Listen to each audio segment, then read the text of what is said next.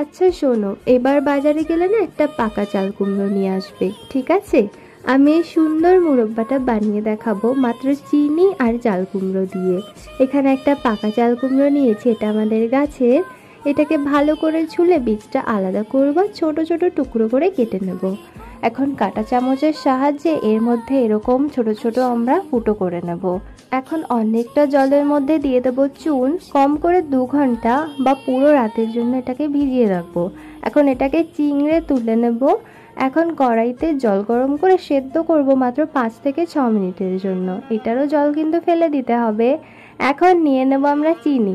500 গ্রাম মতো আমরা চাল কুমড়ো নিয়েছিলাম, মানে এই জল টল বেরিয়ে বেঁচেছে। এখন 500 গ্রাম মতনই চিনি দিতে হবে।